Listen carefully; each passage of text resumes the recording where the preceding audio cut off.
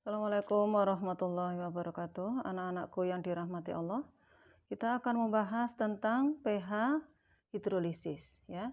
Sebelum kita membahas tentang pH hidrolisis dan cara penentuannya, kita perlu mereview dulu tentang beberapa hal, yaitu yang pertama, asam kuat.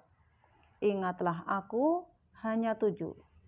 Asam klorida HCl, asam bromida, asam iodida, asam nitrat, asam sulfat, asam klorat HClO3, asam perklorat HClO4.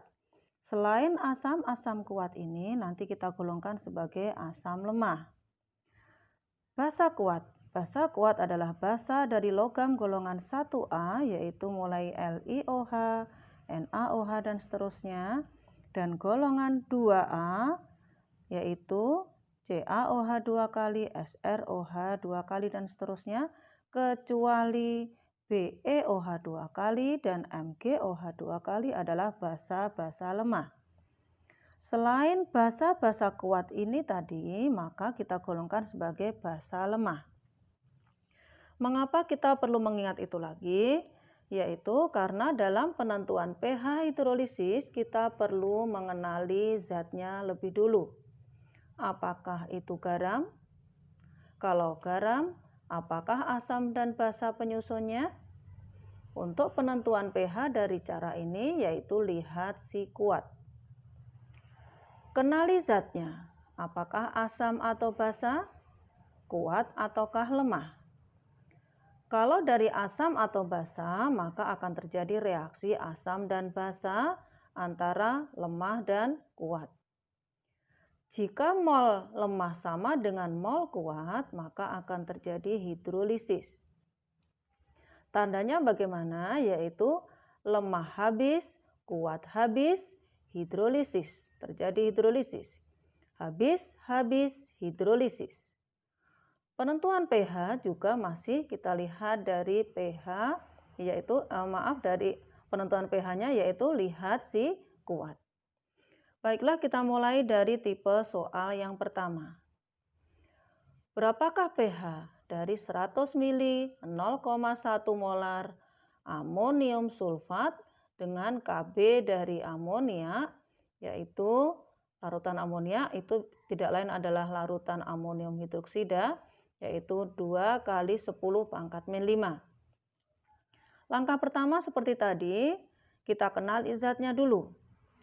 Apakah ini asam atau basa? Bukan. Asam atau basa menurut teori Arrhenius adalah, kalau asam adalah memiliki ion H+, kalau basa adalah memiliki ion OH-. Nah, di sini tidak ada H+ dan OH-, sehingga ini kita sebut sebagai garam. Jika kita sudah mengenali bahwa dia itu adalah garam, maka akan kita lihat apakah asam basa penyusunnya. Ini kalau kita pecah menjadi ion positifnya yaitu NH4+. NH4+ atau ion positif pada garam berasal dari basa. Nah, sekarang kita lihat basanya adalah NH4OH. NH4OH apakah ada di dalam daftar basa kuat? Tidak ada, maka dia termasuk sebagai basa lemah. Kemudian untuk ion negatifnya adalah SO4 2- dari asam. Kalau ion negatif pada garam berasal dari asam. Kita lihat ini SO4 2- berarti berasal dari asam H2SO4. Adakah data H2SO4?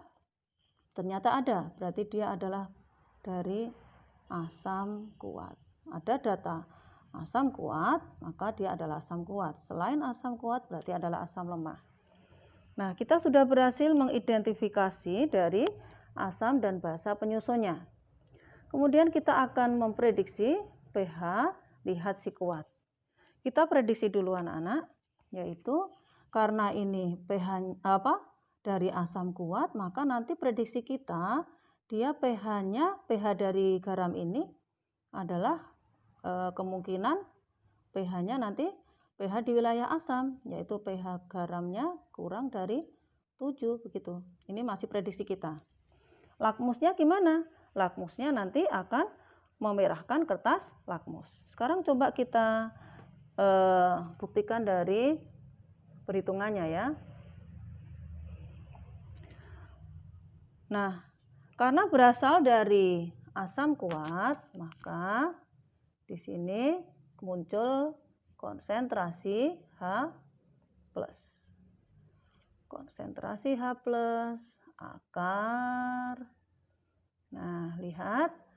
Konsentrasi H+ itu mewakili asam. Asam punya musuh yaitu basa. Musuhnya kita taruh di bawah ya, yaitu Kb. Hidrolisis berkaitan dengan air atau water, maka di sini K-water atau Kw. Kemudian molaritas garam kali valensi garam. Nah, kita tinggal memasukkan datanya. 10 pangkat min 14. Kemudian Kb-nya adalah 2 kali 10 pangkat min 5. Molaritas garamnya adalah 0,1. Ibu tulis 10 pangkat min 1 ya. Valensi garam adalah banyaknya ion lemah pada garam. Di sini ada ion lemahnya yaitu NH4 sebanyak 2 ion. Maka valensinya adalah 2. Valensi garamnya. Nah, kita sudah bisa mengoperasikan secara matematisnya. Ini bisa kita coret ya. 2, ini 2 hilang. Kemudian ini 10 pangkat min 14 sama ini berarti 10 pangkat min 15. Min 15, kemudian ini kalau naik kan jadi plus, berarti sama dengan akar 10 pangkat min 10.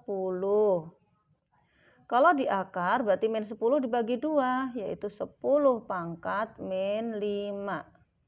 Ini masih konsentrasi OH- ya, jangan terburu-buru.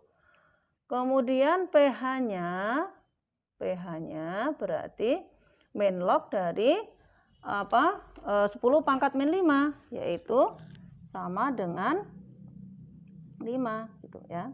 Langsung seperti itu ya. Nah, ternyata inilah pH dari larutan garam yang terjadi. Berarti betul prediksi kita tadi bahwa dia adalah termasuk garam asam. Tadi kita prediksikan bahwa pH-nya adalah kurang dari 7. Ternyata betul. pH-nya adalah 5, kurang dari 7. Berarti lakmusnya nanti akan menunjukkan warna merah ya. Kita sudah berhasil menyelesaikan soal yang pertama. Sekarang soal yang kedua, yaitu perhatikan di sini ada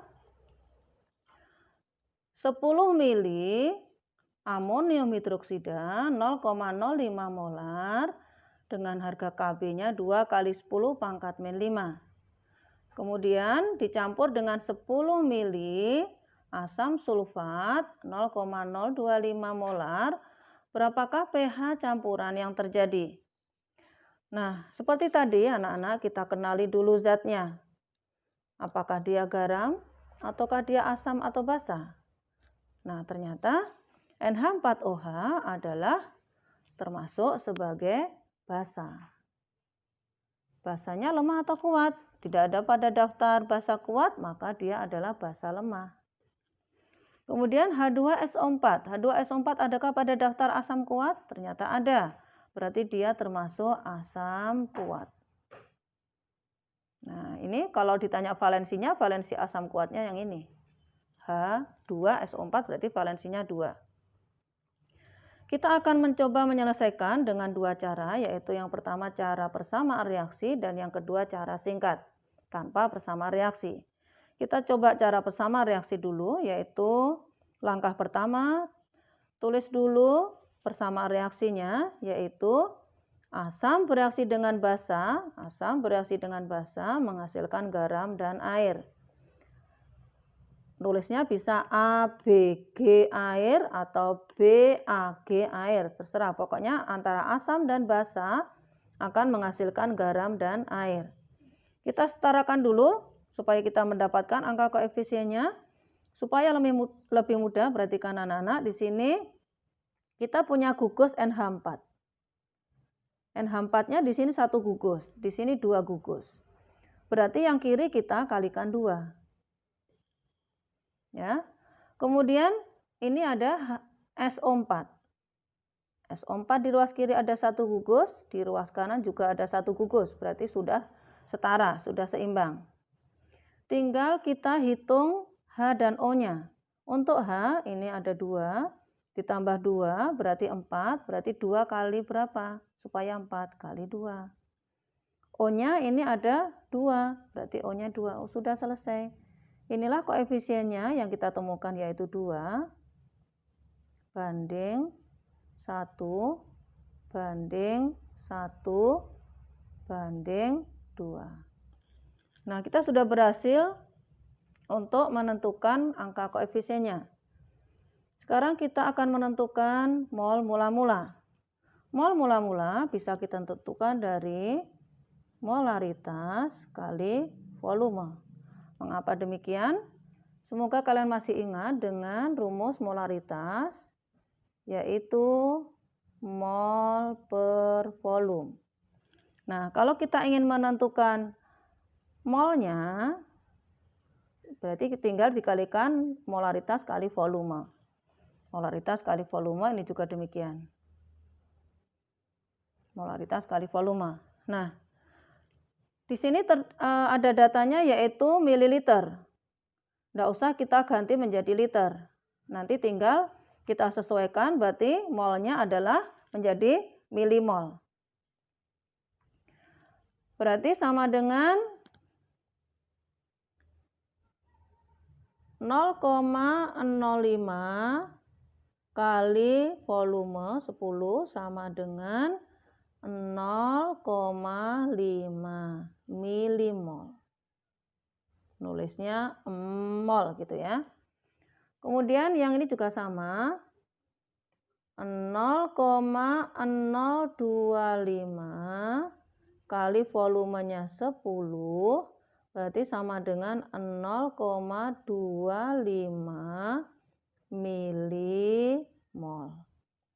Pada kondisi mula-mula produknya belum terbentuk. Kemudian kita akan menentukan mol yang bereaksi. Kita sudah punya data, di sini mula-mula 0,5 dan ini adalah 0,25. Cara menentukan yaitu kita perlu menghitung dulu manakah yang merupakan pereaksi pembatas. Tadi koefisiennya NH4OH adalah 2, koefisiennya H2SO4 adalah 1, dengan mula-mula molnya adalah 0,5. Penentuan pereaksi pembatas, ini kita tulis dulu 0,25. Penentuan pereaksi pembatas adalah mol dibagi mula-mula. Mol dibagi koefisien, berarti 0,5 dibagi 2 sama dengan 0,25. Kemudian mol mula-mula dibagi koefisien sama dengan, di sini 0,25. Nah, pereaksi pembatas adalah jika ini angkanya ini ada yang terkecil, nanti dia kondisi akhirnya habis. Nah, ternyata di sini angkanya sama, berarti mereka sama-sama merupakan pereaksi pembatas. Ya, Ibu tulis di sini aja ya, pereaksi pembatas. Ini juga pereaksi pembatas. Apa itu pereaksi pembatas? Sebentar, ini pereaksi pembatas. Ini juga pereaksi pembatas. Apa itu pereaksi pembatas? Pereaksi pembatas adalah pereaksi yang habis. Nah, berarti kalau habis, kondisi akhir dia adalah habis, 0. Ini juga habis, 0. Nah, ini kita sudah menentukan pola, ternyata habis-habis. Nah, habis-habis akan terbentuk hidrolisis. Tapi kita lanjutkan dulu. Nah, karena tadi dia asalnya 0,5 akan habis, maka yang bereaksi adalah 0,5 milimol. Kemudian ini 0,25 dia habis, berarti yang bereaksi 0,25 milimol. Sambil kita lihat anak-anak, di sini 0,5 mewakili koefisien 2.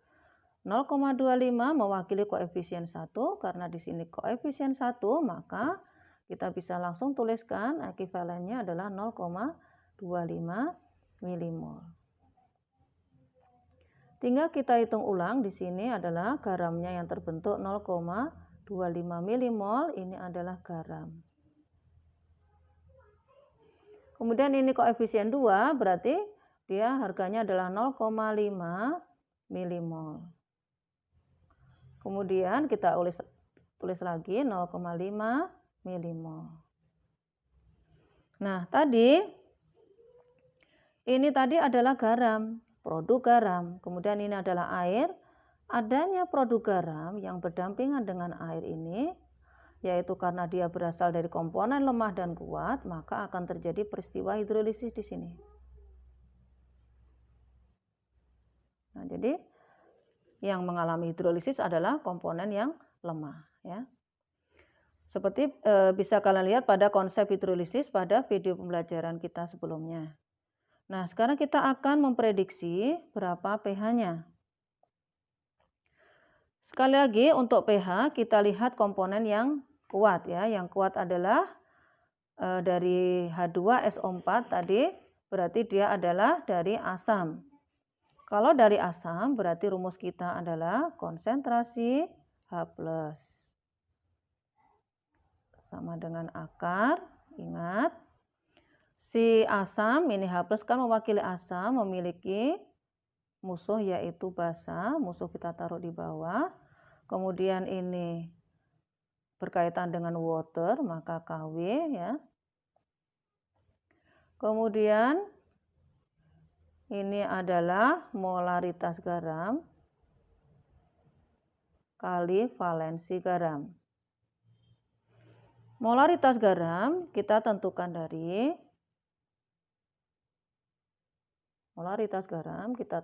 dari mol garam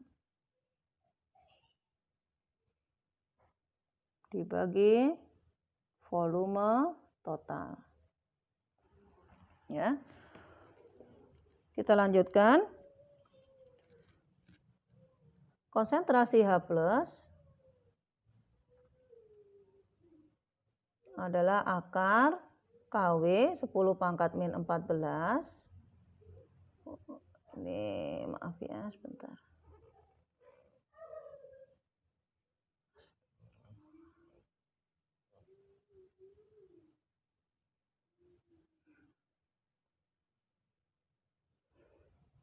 Yaitu 10⁻⁴ dibagi Kb-nya adalah tadi ada data 2 kali 10⁻⁵, ya. Kemudian molaritas garamnya kita ambil dari mol garam. Mol garamnya adalah 0,25 per volume total. Volume totalnya 10 tambah 10 yaitu 20 per valensi garam, yaitu banyaknya ion lemah pada garam, yaitu di sini ada 2, NH4 2 kali SO4 berarti 2. Ini kita tuliskan begini, ya. Kali. Nah, begini anak-anak. Tinggal kita operasikan secara matematisnya. Ini 2-nya bisa kita eliminir. Kemudian ini 10⁻⁴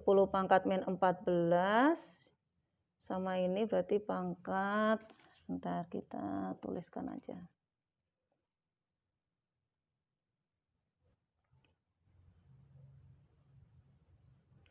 Yaitu 10⁻⁴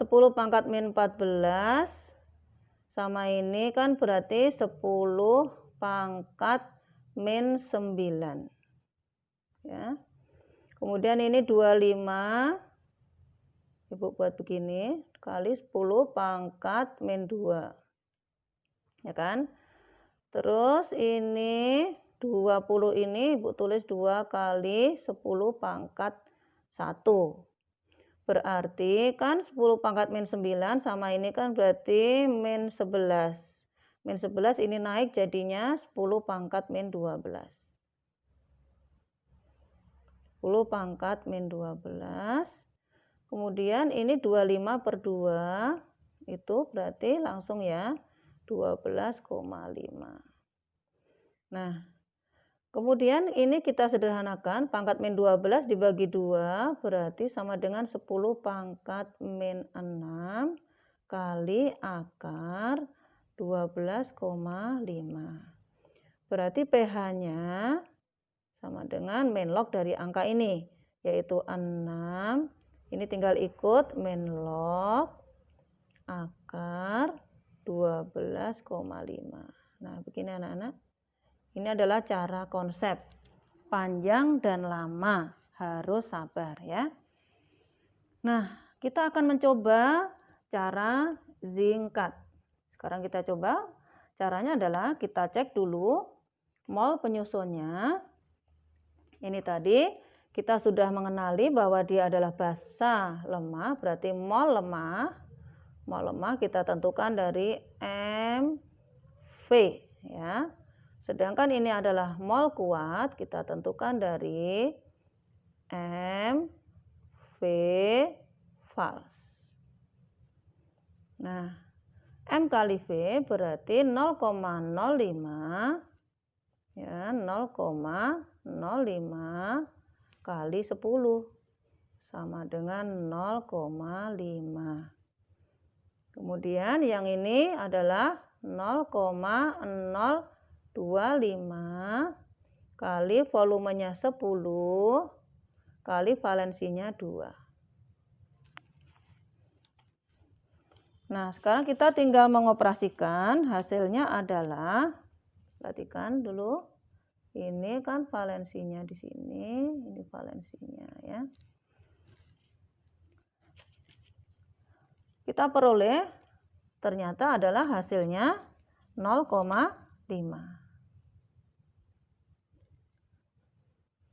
Nah, perhatikan anak-anak, 0,5 ini adalah satuannya milimol ya, satuannya milimol.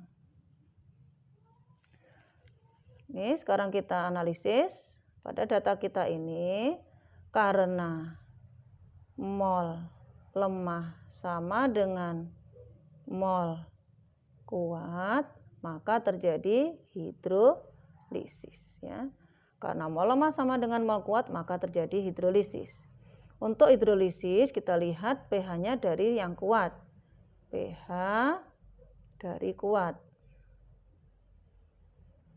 Kuatnya tadi adalah asam, maka kita prediksikan nanti akan terbentuk garam asam. pH-nya berapa kira-kira? Yaitu pH-nya kurang dari 7 ya. Nah, kalau kita tadi sudah menghitung menggunakan cara konsep, sudah kita temukan pH-nya ternyata benar kurang dari 7, maka hasil perhitungan kita benar ini, yaitu garamnya garam asam ya. Nah, sekarang kita coba cara cara singkat tadi ya. Maaf, Ibu benahi dulu. Nah, begini. Kita sekarang akan menentukan rumusnya. Ini yang sini ya, Nak ya. Nah, tadi sudah kita prediksi bahwa garamnya garam asam, pH-nya kurang dari 7, pH dari yang kuat, maka kita ketemu rumusnya adalah konsentrasi H+ sama dengan akar KW per KB kayak tadi ya.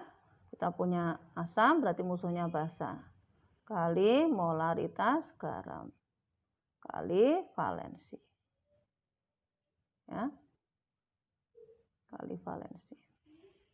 Nah, kita tinggal memasukkan nilainya, yaitu akar 10 pangkat min 14, KB-nya adalah 2 kali 10 pangkat berapa tadi? Min 5.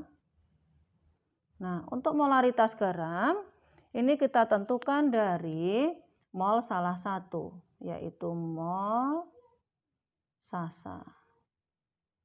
Mol salah satu per volume total.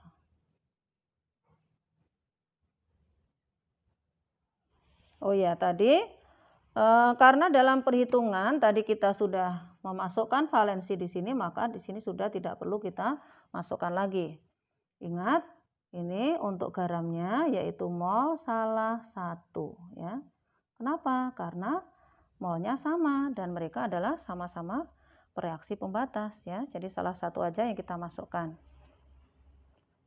Terus kita tinggal memasukkan datanya yaitu akar 10 pangkat min 14 per 2 kali 10 pangkat min 5. Kemudian mol salah satunya yaitu 0,5, Ibu tulis 5 kali 10 pangkat min 1 ya. Min 1 begini. Gitu ya. Ayo kita operasikan volume totalnya. Jangan lupa volume totalnya, ini tadi kan masih mol Sasa. Volume totalnya yaitu tadi 10 tambah 10, 20. Nah, begini ya. Terus gimana ini biar mudah, kita buat sebagai angka eksponen. 10 pangkat min 14 sama ini kan betulnya 10 pangkat min 15, kemudian ditambah ini jadinya 10 pangkat min 10 ya. 10 pangkat min 10. Kemudian ini naik, sebentar, ini 2 kali 2, 4. 4 kali 10 ya kan, ini kan 40. Ini 5-nya masih ada. Gini. Ya. Ini kan naik jadinya 10 pangkat min 11. 10 pangkat min 11, nulisnya di mana ya? Sini. 10 pangkat min 11. Kemudian 5 per 4. Nah, 5 per 4 berapa? Bentar, kita lanjutkan dulu. 5 per 4 adalah nilainya 1,25. 1,25. Nah, begini kita buat supaya nanti angkanya bagus. Ini pangkat sama ini jadinya boleh kita tulis begini. 10 pangkat min 12. Ininya Ibu ganti 12,5. Nah, jadinya 10 pangkat min 12 dibagi 2 sama dengan 10 pangkat min 6 ya. Kemudian ini ikut yaitu akar 12,5. Nah, anak-anak sudah kita lihat polanya.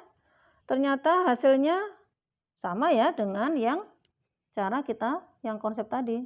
Yaitu tinggal ini pH-nya kita selesaikan yaitu min log dari angka ini yaitu 6 min log akar 12,5. Nah, keren kan anak-anak?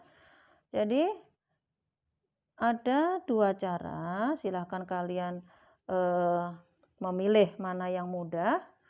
Pakai cara persama reaksi juga oke, asal kalian teliti dalam setiap langkahnya. Kalau dalam cara singkat, kalian juga harus teliti dalam setiap langkahnya, tetapi lebih mudah. Kalau menurut Ibu, bisa enggak bisa, gunakan cara mudah. Alhamdulillah, bisa.